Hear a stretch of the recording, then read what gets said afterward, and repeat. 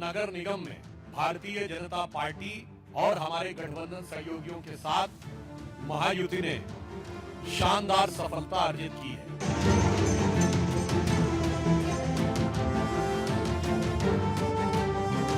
हारना जीतना हमारे लिए इतना महत्वपूर्ण है जितना विचारधारा को कायम रखना महत्वपूर्ण होता है। हमारी विचारधारा के साथ कायम रखें।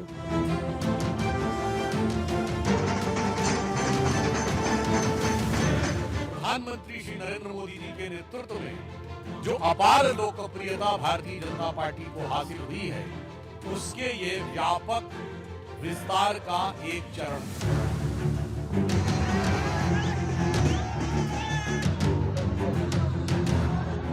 मुंबई में लोगों को फैसिलिटीज क्रिएट करने के लिए शिवसेना और बीजेपी की सरकार जो है वो कार्यरत रही है। आणि आजच्या महाराष्ट्राच्या महाविजयाच्या या पर्वावर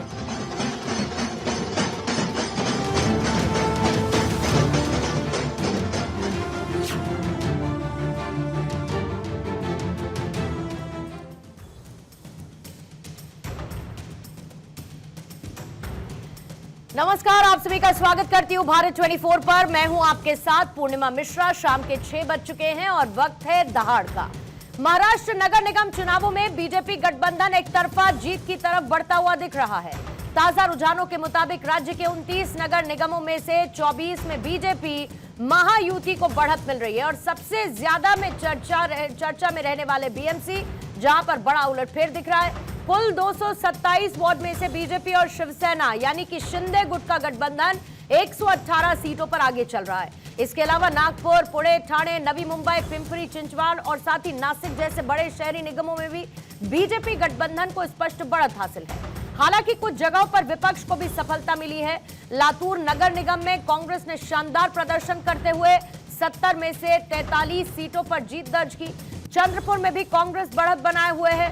परभणी नगर निगम में शिवसेना उद्धव ठाकरे गुट आगे चल रहा है। वसई विरार में बहुजन विकास अघाड़ी को बढ़त मिली है, जबकि मालेगांव में शिवसेना शिंदे गुट आगे चल रही है। महाराष्ट्र नगर निगम चुनावों में मिली इस बढ़त पर बीजेपी ने कहा कि ये नतीजे प्रधानमंत्री नरेंद्र मोदी के नेतृत्व में बीजेपी और एनडीए की बढ़ती हुई स्वीकार्यता को दिखाते हैं। उन्होंने कहा कि हाल ही में केरल नगर निगम चुनावों में तिरुवनंतपुरम में पहली बार बहुमत हासिल किया और आज बीएमसी जैसे एशिया के सबसे बड़े नगर निगम में महायुति की अभूतपूर्व जीत सामने आई। बीजेपी ने इस जीत के लिए महाराष्ट्र की जनता का आभार व्यक्त किया। इधर शरद पवार की पार्टी एनसीपी एसपी का प्रदर्शन बेहद निराशाजनक रहा। अब तक आए करीब 2100 वार्ड के रुझानों में पार्टी को सिर्फ 25 वार्ड में बढ़त मिलती नजर आ रही है। कई शहर ऐसे हैं जहां पर पार्टी का खाता तक नहीं खुला। माना यह जा रहा है कि इसका एक बड़ा कारण एआईएमआईएम है, जिसने एनसीपी और शिवसेना यानी उद्धव गुट दोनों के वोट बैंक को नुकसान पहुंचाया। मराठवाड़ा की राजनीति के लिहाज से अहम माने जाने वाले छत्रपति संभाजी नगर निगम में नतीजों ने सबको चौंका दिया। यहां पर शिवसेना ठाकरे, शिवसेना शिंदे और बीजेपी के बीच सीधी टक्कर मानी जा रही थी, लेकिन असदुद्दीन ओवैसी की एआईएमआईएम ने पूरे सियासी समीकरण बदल दिए। शुरुआती रुझानों में एआईएमआईएम का मजबूत प्रदर्शन सामने आया और पार्टी तीसरी सबसे बड़ी ताकत बनकर उभरी, जिससे ठाकरे गुट के साथ साथ शरद पवार और अजित पवार खेमे को भी नुकसान हुआ है। कुल मिलाकर महाराष्ट्र नगर निगम चुनावों में बीजेपी महायुति का दबदबा साफ नजर आ रहा है, जबकि विपक्ष के लिए ये नतीजे आत्ममंथन का संकेत दे रहे हैं। आज दहाड़ में इसी पर करेंगे चर्चा। बीएमसी का बॉस साफ हो चुका है, बनेगा कौन? लेकिन उससे पहले वार पलटवार। मुंबई में हमारी ये शानदार जीत और नगर पालिकाओं में हमारी ये शानदार जीत दर्शाती है कि युवा पीढ़ी ने भी बड़े उत्साह के साथ भाजपा और महायुति का पुरजोर समर्थन किया है। हम इसके द्वारा कह सकते हैं कि जेन जी ने यह वीबी के पक्ष में मतदान दिया है। वीबी मतलब विकसित भारत।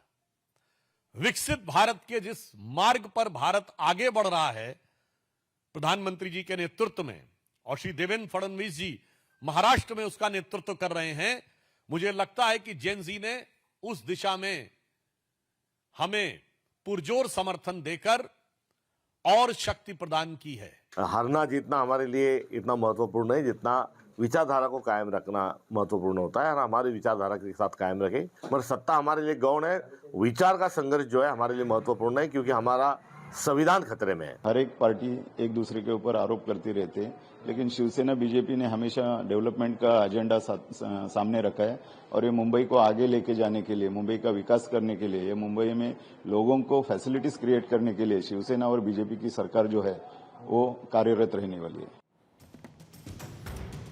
तो आइए चर्चा की शुरुआत करने से पहले आपके सामने सवाल रखती हूं। पहला सवाल आज यही रहेगा, बीएमसी में लहराया भगवा, मुंबई के मन में महायुति छाया, कांग्रेस की शून्य रैली, बीजेपी का विजय संकल्प। बीएमसी में बीजेपी बम बम, महाराष्ट्र में भी परचम। फडणवीस को 100 नंबर, ठाकरे ब्रदर्स का सियासी भंवर, निकाय से नैरेटिव तक मराठा लैंड में हिंदुत्व विजय। हमारे साथ मौजूद हैं गोपाल कृष्ण अग्रवाल, बीजेपी के प्रवक्ता, हमारे साथ यश श्रीवास्तव हैं, कांग्रेस के प्रवक्ता, संजय द्विवेदी जी हैं, शिवसेना उद्धव गुट के प्रवक्ता, मुखलेश शेख हैं, एनसीपी के नेता हमारे साथ, और अवनीश वत्स जी राजनीतिक विश्लेषक के तौर पर चर्चा में स्टूडियो में मौजूद हैं। आप सभी का स्वागत करती हूं। गोपाल कृष्ण अग्रवाल साहब, अगर एक लाइन में समराइज करूं तो क्या आज इतनी बड़ी जीत सीधे सीधे विकास के नाम पर मिली है? देखिए, बिल्कुल स्पष्ट है कि जिस तरह से भारतीय जनता पार्टी मोदी जी के विजन के अनुसार और महाराष्ट्र में देवेंद्र फडणवीस के इम्प्लीमेंटेशन और कार्यान्वित करने के साथ आगे बढ़ रही है, उसको पूरी तरह से वहाँ की जनता ने, महाराष्ट्र की जनता ने स्वीकार किया है और उसको अपना मत भी दिया है। और महत्वपूर्ण बात क्या है कि देवेंद्र फडणवीस जी ने दो चीज़ें अंडरलाइन की है। एक तो प्रधानमंत्री के विजन के अंतर्गत जो महाराष्ट्र का विकास है, और दूसरा जो पूरा हमारा परिवार है, भाजपा और संघ और पूरा, वो आइडियोलॉजिकल कमिटमेंट के साथ चलता है। लार्जर हिंदुत्व जो हमारा परिभाषा है उसके अंदर भी मैंडेट मिला है। ये दो महत्वपूर्ण बात है, विकास और आइडियोलॉजिकल कमिटमेंट, इसको पूरे महाराष्ट्र ने एंडोर्स किया है।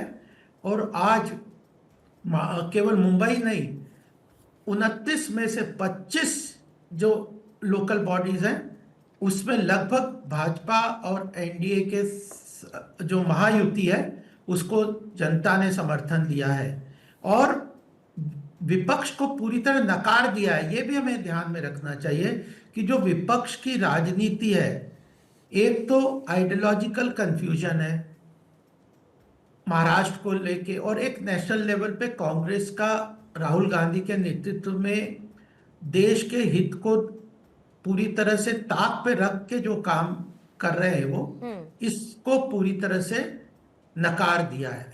जो आइडियोलॉजिकल डाइल्यूशन उद्धव ठाकरे और राज ठाकरे के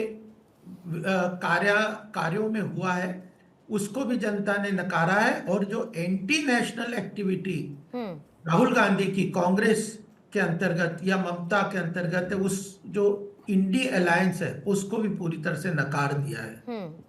ठीक है, लेकिन कांग्रेस या विपक्ष कहां पर बिखरा या कहां पर लाख किया, मुझे लगता है ये उनका अपना एक विषय हो सकता है।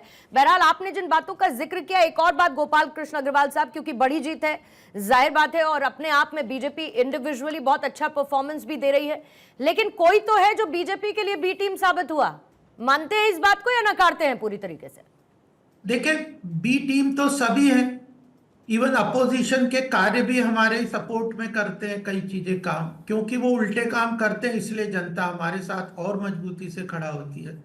तो जो इलेक्शन होता है, एक तो मेन पार्टी का बेस जो आइडियोलॉजी है या जो कमिटमेंट है, जो उसका आधार है जिसके बल पे हम चुनाव लड़ रहे हैं, वो सबसे महत्वपूर्ण बात होता है।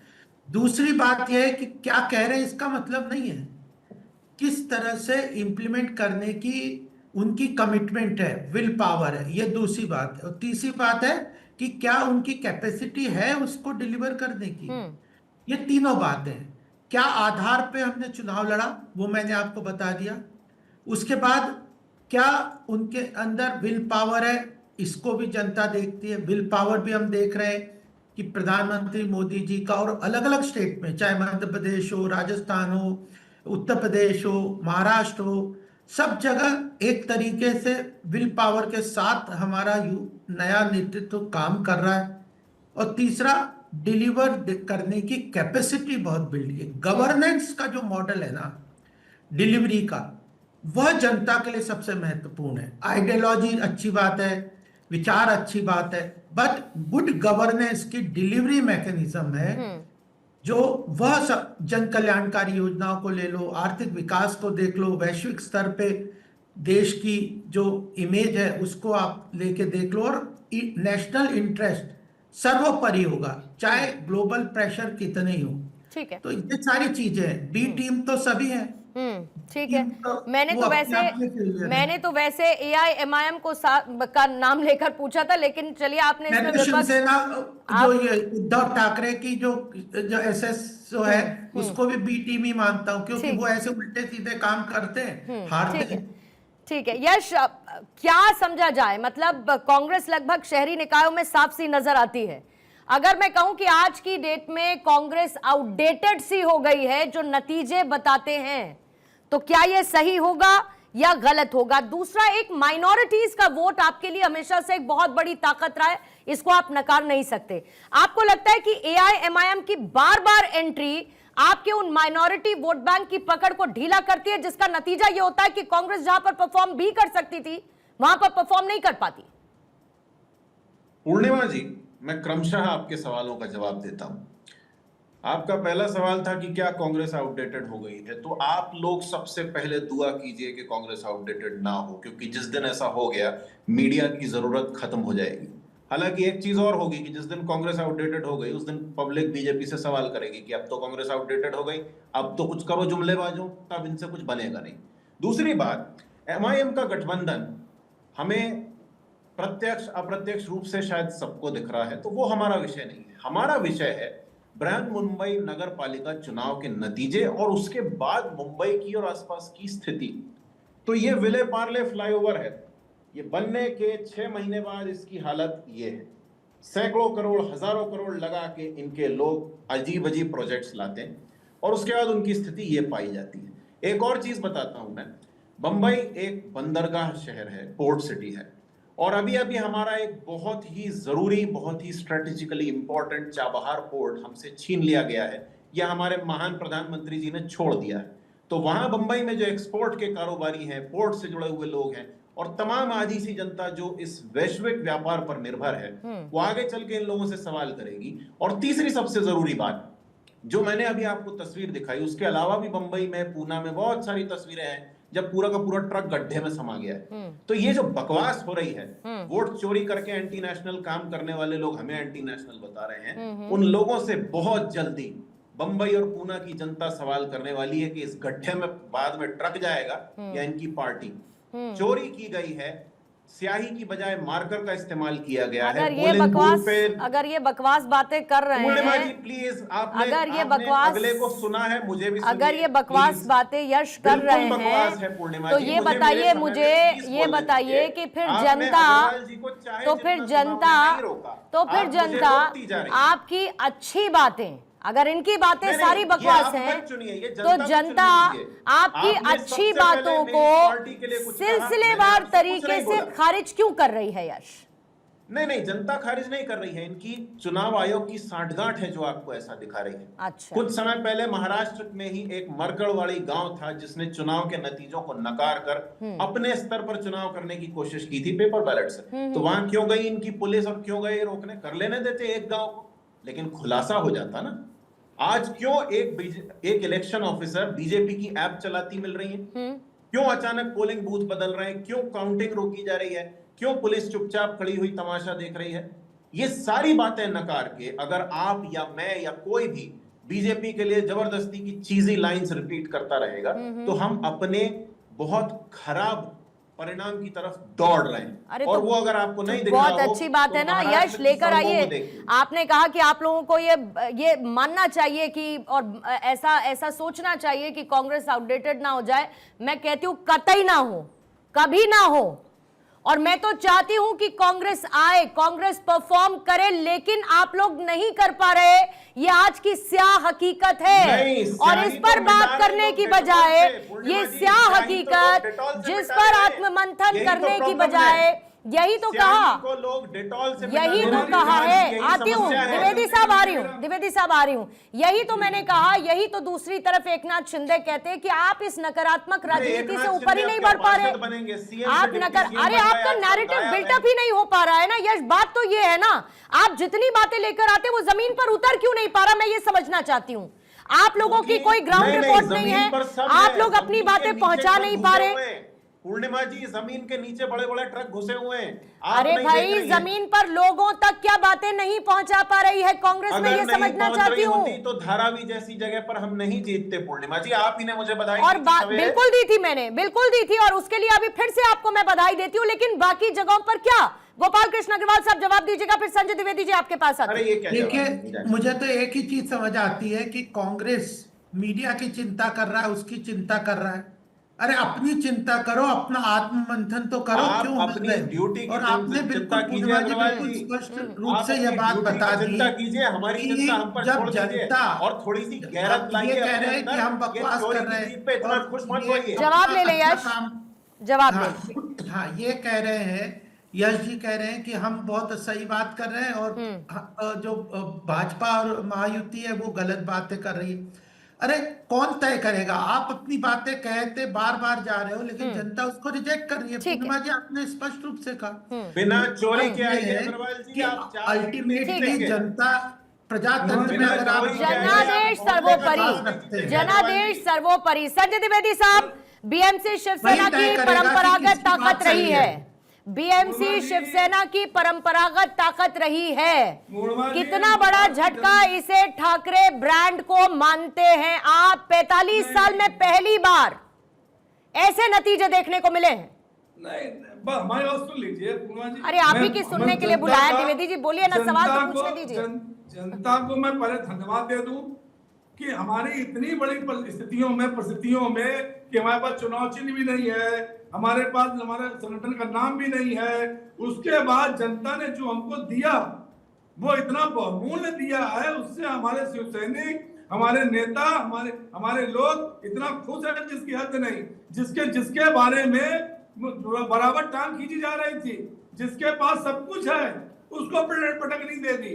जो सिंधे जो कहते मैं असली हूँ, आज क्या कह रहे हैं वो मुझे बताते हैं। बीएमसी वो असली है कि उद्धव ठाकरे असली है, जबकि इनके पास कुछ भी नहीं था।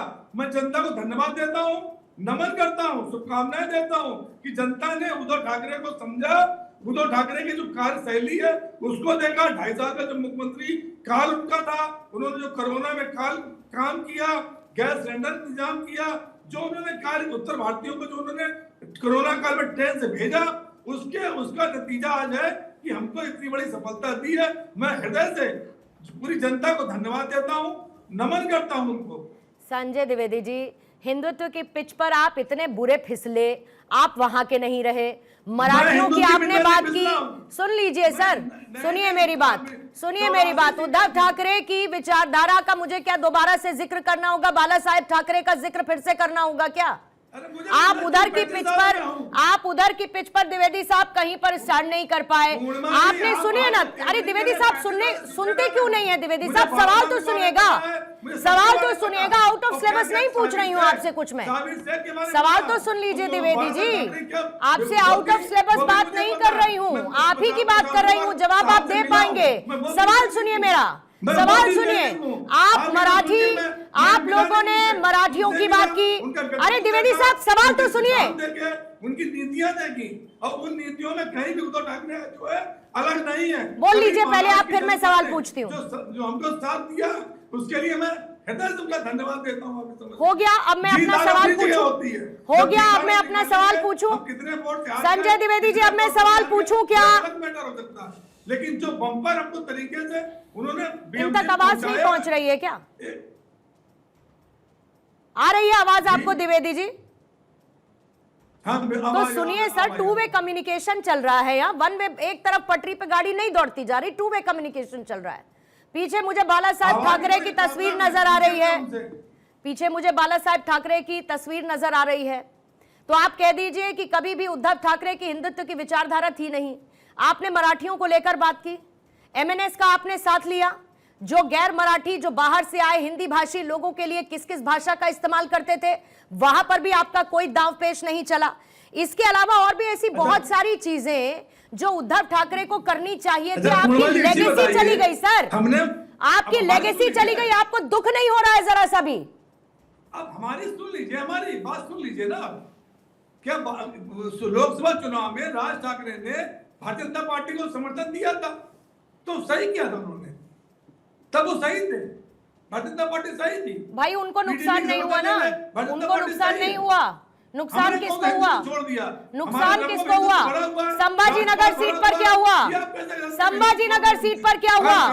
छत्रपति शिवाजी महाराज की धरती संभाजी नगर, ससम्मान क्या हुआ उसका?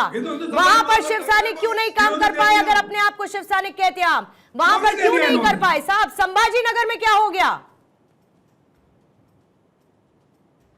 हमें जो हमें जितना भी दिया है जनता ने, ठीक है, उतने में खुश रहिए, फिर उतने में खुश रहिए। हमें 80% समाज सेवा करनी है, 20% राजनीति है, उस हिसाब से जो है हम निश्चित रूप से कार्य करेंगे। हमें समझ लीजिए। ठीक है, मुखलेश शेख साहब आपके पास मैं आती हूँ। एनसीपी का प्रदर्शन उम्मीद से कैसे आप देखते हैं? मतलब जितनी आपको उम्मीद थी, प्रदर्शन वैसा रहा, कमतर रहा? अगर कमतर रहा तो क्यों रहा, कैसे देखते हैं आप?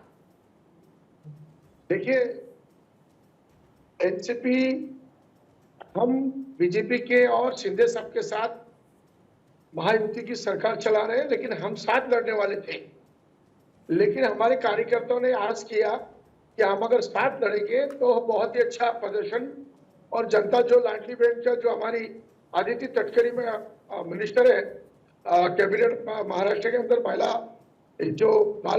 महिलाओं को जो देख सकते हैं, लाडली बहन के बारे में जो स्कीम लाया है सीएम साहब के और शिंदे साहब के नेतृत्व से लाया है। लेकिन हमारी पार्टी एनसीपी सबसे ज्यादा इसमें लोगों को मदद करने में लगे थे, और हम उनके साथ चुनाव लड़ने जा रहे थे। लेकिन अचानक से मैडम ऐसा हो गया कि हम उनके साथ चुनाव नहीं लड़े और हमें टाइम नहीं मिला। हम कहीं आस करते रह गए, मुद्दे की बातें हैं। लास्ट कुछ लोगों ने बयानबाजी किया आपस में और हमें अलग लड़ना पड़ा। शिंदे साहब साथ चले गए और हम अलग चले गए, और जब अलग चले गए तो कार्यकर्ता जो जमीनी स्तर के booth wise committee member ready नहीं था। तो फिर भी हम खुश है, जनता का शुक्रिया अदा करते हैं कि अजित दादा पवार साहब महाराष्ट्र के अंदर डिप्टी सीएम है, हमें मंत्री पद भी दिया गया और हमारे 41 आमदार भी चुने और खासदार भी हैं। रही बात, उतनी बुरी हालत हमारी नहीं है जितनी उतनी अभी दिलीप जी आधा घंटे से शुक्रिया कर जनता का धन्यवाद अदा कर रहे हैं। 15 से 12 मिनट तो वो ले लिए, धन्यवाद शुक्रिया अदा करते करते। चुनाव आयोग पे हमेशा आरोप लगाने का काम कांग्रेस ने किया है, और देख सकते हैं कि संजय राउत साहब बयानबाजी कर रहे हैं अभी बहुत चैनल में। तो ये बताइए, जब चुन के आए तो चुनाव आयोग को थैंक यू बोलेगा, देवेंद्र जी को, शिंदे साहब को, अजित पवार को थैंक यू बोलेगा, जनता को थैंक्स बोलेगा? नहीं बोलेगा। सिर्फ उनका एक ही चीज है कि रास्ता भटकाने का काम करो। जनता जो है अगर सही रास्ते पे जा रही है, बीजेपी को सपोर्ट कर रही है, उसके बाद शिंदे साहब को और अजित पवार साहब की विकास महाराष्ट्र को ले जा रहे मोदी जी के नेतृत्व से, अमित शाह साहब के नेतृत्व से, देवेंद्र जी के अंडर में हम सब काम कर रहे हैं, सीएम के अंडर में। लेकिन इनका काम है सुबह उठो आरोप लगाओ। अरे भैया, आज तो आपने बहुत अच्छा, आपको जनता कहां से कहां ले आई, और शुक्रिया अदा कर रहा है, ठीक है, कम से कम चुनाव आयोग का भी शुक्रिया अदा करिए। पूर्णिमा जी, मेरा यही कहना है कि शुक्रिया अदा करेगा क्या कांग्रेस के जो भाई बैठे हैं? धारावी की बातें किया, धारावी में चुन के आए, तो धारावी में तो चुन के आने के लिए चुनाव आयोग कोई था ना, जहां हार गए वहां पर ईवीएम में टिक रहा। चुनाव आयोग पे आरोप, मीठा मीठा कड़वा कड़वा का, मीठा मीठा घाप घाप, कड़वा कड़वा थू थू, तो ये विषय नहीं है। जनता तक कांग्रेस के लोग पहुंच नहीं पा रहे, कांग्रेस में सब नाराज किए हैं। यहाँ दक्षिण मध्य मुंबई जिला जो धारावी के है, वो जिला ऑफिस की बीबी आज हार गई नगर सेवक पे, उसका नाम है कचरू यादव, हरिबाबू यादव, वर्षा गायकवाड़ के राइट है, सब हार चुके हैं। लेकिन वो अपने घर को दुरुस्त नहीं करेंगे, अपने घर पे रोशनी नहीं देंगे, दूसरे के ऊपर आरोप लगाते टीवी में बैठ के, तो ये भी ठीक नहीं है। कहाँ अपनी कमी है उसको दूर करें, दूसरे के घर में झांकना बंद करें। ठीक है सर, हम बराबर है और ठीक से मैं हमारी सरकार- इसका जवाब यश से मैं लूंगी, लेकिन उससे पहले यश मैं आती हूँ आपके पास। रमनीश वत्स साहब, मुझे ये बताइए कि आज के नतीजों को देखने के बाद क्या ये कहा जा सकता है कि महाराष्ट्र भी एक तरीके से एक वन साइडेड पॉलिटिक्स की तरफ जाता हुआ नजर आ रहा है, और ये महाराष्ट्र की राजनीति के लिए कितना बड़ा टर्निंग पॉइंट है कि वो बीएमसी जहां पर शिव सैनिकों का कब्जा इतने साल से रहा, शिवसेना बटी, दो हिस्से हुए, लेकिन फायदा इधर वालों को कुछ ना हो के एक तरफा सब इधर गया। सबसे पहले मैं जवाब देना चाहूँगा पूर्णिमा जी कि यहाँ पे जिस तरह के आरोप लगाए जाते थे कि जब भी चुनाव होता है, चुनाव परिणाम के बाद एक तरफा आरोप लगता था कि भारतीय जनता पार्टी की सांठगांठ सबसे ज़्यादा जो है चुनाव आयोग से है। आज तो कम से कम आंकड़े के ये जो परिणाम आए हैं उसके देखने के बाद तो कम से कम शिवसेना की तरफ से तो बिल्कुल नहीं आएगा, और शिवसेना के जो गठबंधन है मुझे लगता है उनको भी इस बात से कम निफिक्र होना चाहिए कि जो परिणाम देख रहे हैं 115 भारतीय जनता पार्टी बीएमसी में और 82 जो सीट है वो शिवसेना गुट को गया है। फिर मैं सबसे बड़ी बात कहना चाहता हूं कि उद्धव ठाकरे और राज ठाकरे के अलग अलग बोल रहे, खास करके मराठी मानुस के लिए, और ये भी एक परिणाम मुझे लगता है चुनाव परिणाम आए हैं उसमें कहीं ना कहीं असर डाला है। फिर बात करें कि बीएमसी को देखें तो बीएमसी पैसा, पावर और पॉलिटिक्स, और जहाँ जहाँ बीएमसी की सत्ता में जो भी आते हैं जिनकी धुरी होती है वही महाराष्ट्र में राज करता है। आज भारतीय जनता पार्टी को आप देखें कि भारतीय जनता पार्टी को खास करके बीएमसी में इतने बड़े परिणाम कैसे आए। इसका कारण मैं मानता हूं कि डिलीवरी के मामले में हिंदुत्व सबसे पहली एक विचारधारा जो है जिससे वो बिल्कुल अलग थलग आज दिखी शिवसेना, जो कि बाला साहब ठाकरे का एक मूल मुद्दा हुआ करता था। सत्ता को पाने के लिए उद्धव ठाकरे जी उससे बिल्कुल अलग थलग दिखे, जो और कांग्रेस और उनके साथ चले गए शरद पवार जी के साथ। तो और फिर बात करते हैं कि जब भारतीय जनता पार्टी के देखें, एक तो हिंदुत्व विचारधारा और दूसरी जो है विकास की जो सबसे बड़ी बात है, विकास को इन्होंने प्राथमिकता दिया। चाहे वहाँ के जो स्थानीय निकाय चुनाव के जो मूल मुद्दे होते हैं, सड़क हो गया, पानी हो गया, नाला हो गया, जो हर साल पानी से डूबा हुआ रहता है, खास करके बरसात के मौसम में, या थोड़ी सी भी बारिश हो जाए तो आप देखिए कि बीएमसी के नाले भर जाते हैं और पानी से त्राहिमाम वहाँ की जनता होती। तो उन छोटे छोटे मुद्दों को जो है उनको बहुत बड़ा मुद्दा बनाया भारतीय जनता पार्टी ने, और ये मुद्दा कहीं ना कहीं कारगर साबित होता दिख रहा है। और फिर दूसरी बात है कि आज जो है मराठी मानुस को और उत्तर भारतीयों को एक जोड़ते हुए देवेंद्र फडणवीस ने दिखाया। चूँकि यहाँ पे आप देखिए कि राज ठाकरे जब उत्तर भारतीयों को भगाने की बात करते हैं, मारने की बात करते हैं, उद्धव ठाकरे भी उन्हीं के बोलते हैं, लेकिन वहीं पे आप देखिए कि देवेंद्र फडणवीस सिर्फ विकास की बात करते हैं, सबका साथ सबका विकास की बात करते हैं। जब ये सारी चीज़ें होती हैं तो सब के सब आज देखिए कि मराठी में खास करके महाराष्ट्र में बीएमसी को देखा जाए, बीएमसी को देखा जाए, जैसा कि मैंने कहा कि पैसा और पावर और पॉलिटिक्स इन सब चीज़ों को ना देखते हुए आम जनता ने सिर्फ और सिर्फ विकास को प्राथमिकता दिया, और इसी का परिणाम आज हम देख रहे हैं कि भारतीय जनता पार्टी को इतनी प्रचंड बहुमत मिली। ठीक है यश, मैं लेती हूँ आपका काउंटर। सबसे पहली बात यह है कि मैंने सवेरे भी कहा था, मैं फिर कह रहा हूं, बंबई एक ऐसा शहर है जिसमें पूरा भारत बसता है। तो ये हिंदुत्व अकेले के नाम पर आप सिर्फ अपने दोस्तों को धारावी पकड़ा दें, आरे का जंगल पकड़ा दें और वोट चोरी करके स्याही की जगह मार्कर लगा के आप चुनाव जीत जाएं और बोले कि हमने अपनी विचारधारा से लड़ा है, तो ऐसा नहीं, ये झूठ है, फ्रॉड है। ये सच ये है कि आपकी बनाई हुई सड़कों की हालत मैं दिखा चुका हूं, आपके बनाए हुए पेवमेंट्स में ट्रक से भी बड़ा बड़ा गहरा गड्ढा हो जाता है, ये भी हम दिखा चुके हैं, ये सबको पता है। और इसके अलावा बंबई में क्या हालत है, एक बहुत बड़े चौराहे पर सड़क की जगह स्टील की चादर लगाकर महीनों काम चलाया मराठी गया, मानुस बड़ी खतरनाक स्थिति थी। तो सच ये है कि यदि आपकी रिटर्निंग ऑफिसर बीजेपी के ऐप इस्तेमाल कर रहे हैं, यदि आप साफ साफ चुनाव में धांधली कर रहे हो, तो इससे ये सिद्ध होता है कि बिना वोट चोरी के आप बंबई तो छोड़िए मोहल्ले का चुनाव नहीं जीत सकते। जब ये चुनाव हारते हैं बस एक ही राग अलापना है कि आप ये नहीं सच। अरे नॉनसेंस नहीं चाहिए बीच में, चुप रहो।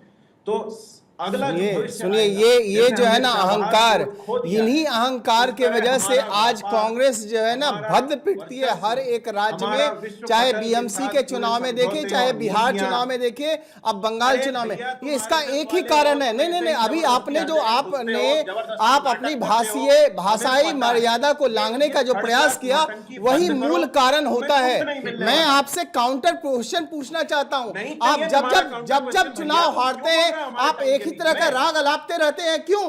पूर्णिमा जी, क्यों? मैं क्योंकि किसी के बीच में आपके नहीं पास बोला, ये मुद्दे क्या? नहीं होते हैं, आम जनता को दिखाई ये नहीं दे बात रहा। बहुत आप अच्छे महाराष्ट्र की तरीके बात से- करें तो महाराष्ट्र में ये आम बात जनता को नहीं ये दिखा रहा, बात सर्किट टूट यश रही है। यश ये बात ऐसा क्या कारण रहा रमनीश होगा? जी, नहीं, ये नहीं, बात नहीं, पहले यश ये आप बात RSS बहुत का अच्छे से पंजीकरण आगे बढ़ लाइए, फिर सकती आपसे बात करेंगे, थी। वत्स ये जी। बात बहुत अच्छे से आगे बढ़ सकती थी अगर आप ये नहीं कहते कि नॉनसेंस नहीं चाहिए, चुप करो।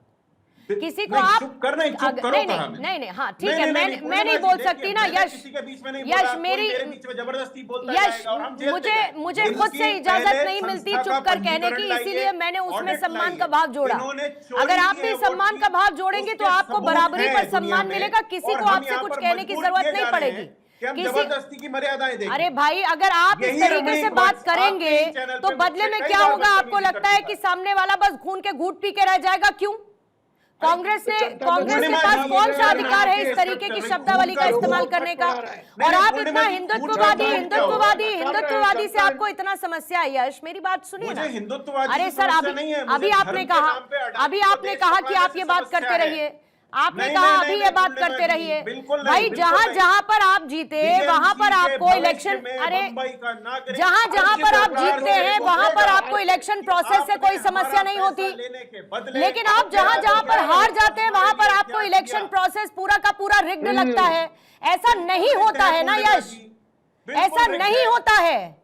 अगर रिग्ड है तो रिग्ड है, इतने बड़े बड़े सवाल तो फिर आपको कुछ सीटें भी देने की जरूरत नहीं है। अगर रिग्ड है तो रिग्ड है, और नहीं है तो बिल्कुल नहीं है। फिर तो पूर्णिमा जी, हम हमारी जीती सीट छोड़ देते हैं, बीजेपी अपनी सीट छोड़ दे।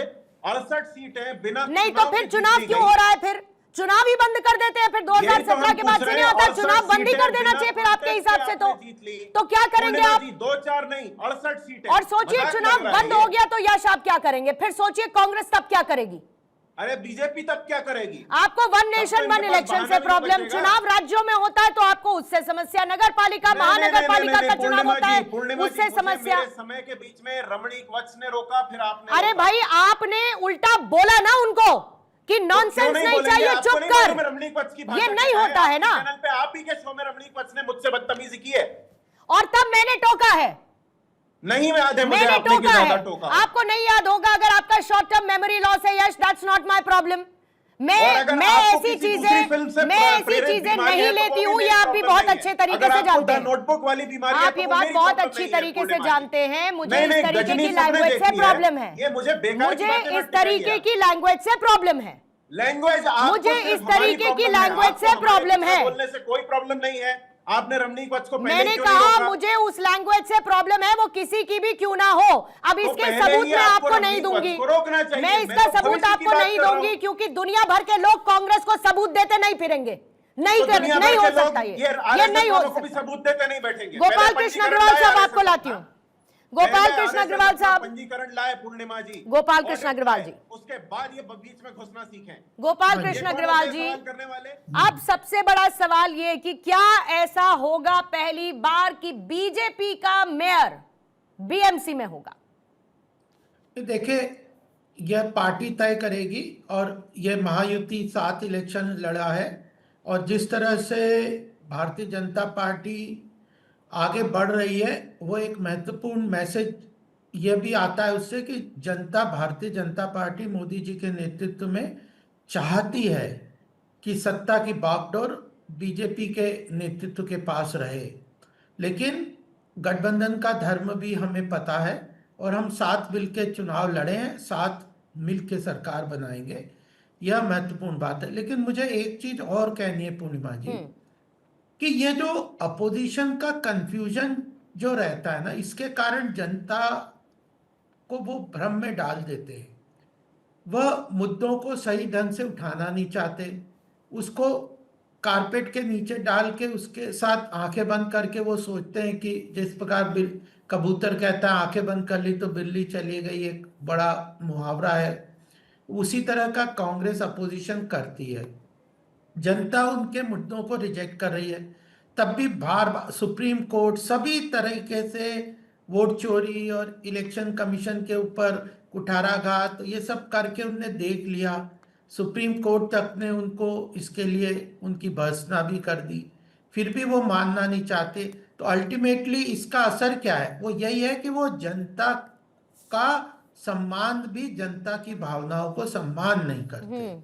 जनता ने हमारे साथ अपनी प्रतिबद्धता दिखाई है, और कांग्रेस और अपोजिशन, इवन यहाँ पे उद्धव ठाकरे की जो पार्टी है, वह लोग भी जनता के मैंडेट को स्वीकार नहीं रहे। तो अपमान किसका है?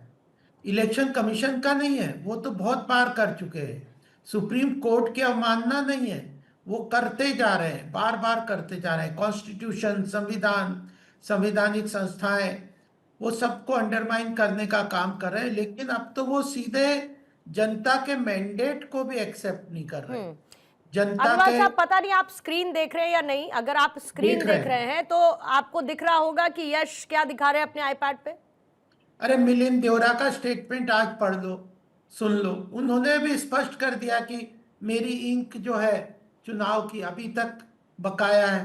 तो यह जो बेकार की बात कहीं से किसी चीज को ले जाते, अगर इनके पास प्रूफ है तो वो क्यों नहीं दिखाते, क्यों नहीं कोर्ट पे जाते, क्यों नहीं इलेक्शन कमीशन को वो प्रूफ देते? केवल पॉलिटिकल स्टेटमेंट दे के, और पॉलिटिकल भी रिजेक्ट हो रहे हैं, कॉन्स्टिट्यूशनल रिजेक्ट हो रहे हैं, सब वो प्रोसेस, इलेक्टोरल प्रोसेस और पूर्णिमा जी, मेरा निवेदन है, मुझे कुछ समय दीजिए, मेरे पास ज्यादा समय जनता नहीं की है, अदालत और में रिजेक्ट हो रहे हैं। तो ये किसको बेवकूफ बना रहे ठीक है, हैं? मैं ये तो जवाब ले खुद लेती हूँ। बेवकूफ बन रहे ठीक है, हैं। और प्लीज ठीक है, मैं यश से जवाब ले लेती हूँ। यश, मैं टाइमर रखूंगी 1 मिनट का, कोई भी इंटरप्ट नहीं करेगा, आप अपनी बात को बोलिएगा।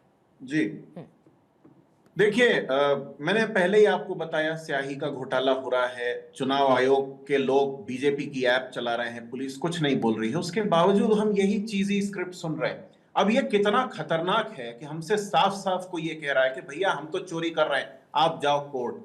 क्या ये प्रेसिडेंट हम इस पूरे देश के लिए सेट करना चाहते हैं? पूर्णिमा जी, ये सोचने लायक बात है। और जो दूसरी बात मैं उस समय कह रहा था वो ये है कि आज तो चलिए आप चुनाव में चोरी से जीत गए, लेकिन जब भविष्य खड़ा होगा, जब इनके तमाम जीते हुए शहरों की तरह, वो इंदौर की तरह, बंबई में भी समस्याएं आएंगी, और निश्चित आएंगी, क्योंकि ये ऑलरेडी उसके लिए खराबी कर चुके हैं, तब ये क्या करेंगे, ये सवाल है।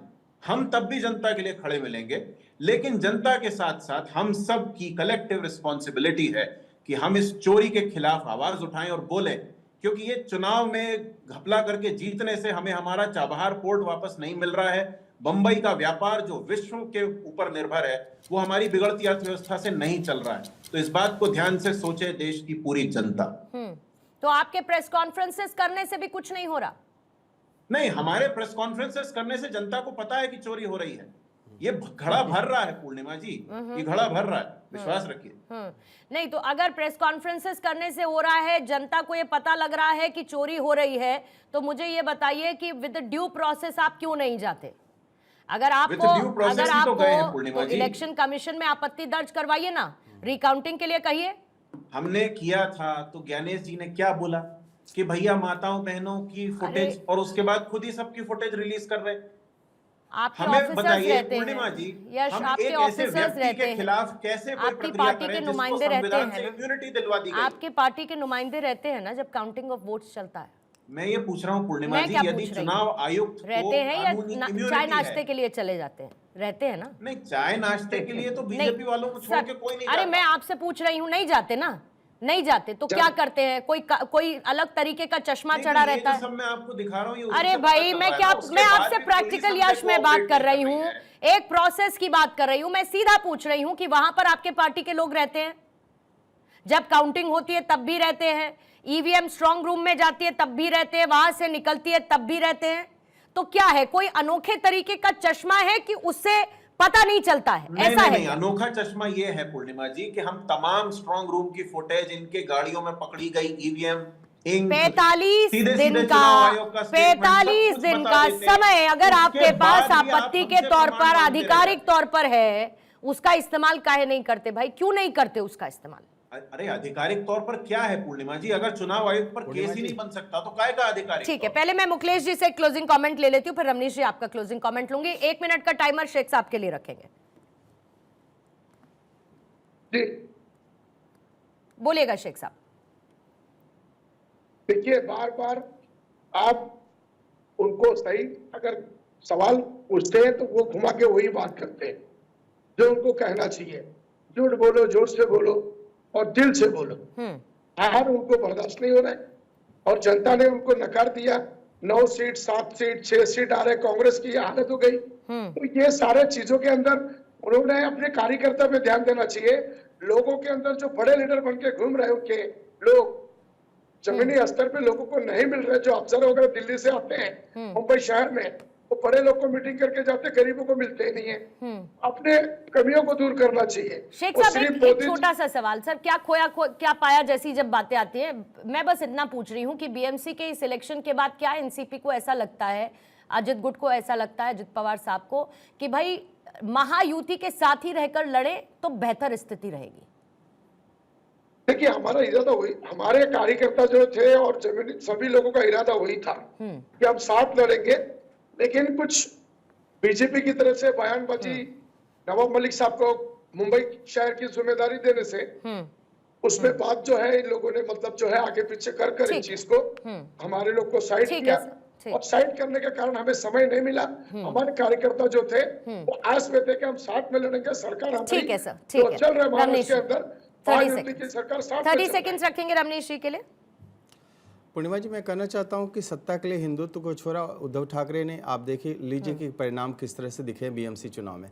और उसके बाद फिर सेलेक्टिव सेकुलरिज्म के आड़ में जब जब कांग्रेस पार्टी बीच बीच में चुनाव में तो खास करके जाती है और इसका परिणाम बार बार आपको देखने को मिल जाता है, उसके बावजूद ये सुधरने का नाम नहीं लेती है। फिर भी आप देखिए भ्रम और दिग्भ्रमित करने का प्रयास करती है आम जनता को और इसका परिणाम पुरजोर तरीके से इनको मिलता है कि आप देख लीजिए कि 16 सीट पे अटकी हुई है कांग्रेस प्लस जो भी गठबंधन है। और आज इस इतने बुरे परिणाम आने के बावजूद भी मुझे लगता है राहुल गांधी और राहुल गांधी के जितने भी सिपहसालार हैं उनको आज जाग जाना चाहिए और अपनी नीतियों में और मुद्दों को लेकर आम जनता के बीच में जाएंगे, तभी जाके आज के नतीजों के साथ पहले तो बीजेपी को बहुत बहुत बधाई और दूसरी तरफ साथ में महायुति को बहुत बहुत बधाई। लेकिन इसके साथ ही अब समझना यह भी होगा, चाहे कांग्रेस हो या शरद पवार गुट हो या फिर ठाकरे गुट हो, सबके सामने एक सवाल तो अभी है कि आत्ममंथन कब और कैसे। और यह भी समझना होगा कि क्या ओवैसी की एंट्री ने महाराष्ट्र की सियासत में एक नए फैक्टर को ऐड ऑन कर दिया है, इस पर भी चर्चा करनी होगी। बहुत बहुत शुक्रिया आपका गोपाल कृष्ण अग्रवाल साहब, यश श्रीवास्तव हमारे साथ थे, शेख साहब आपका भी शुक्रिया, संजय द्विवेदी जी, रमनीश वत्स जी, धन्यवाद आपका चर्चा में शामिल होने के लिए।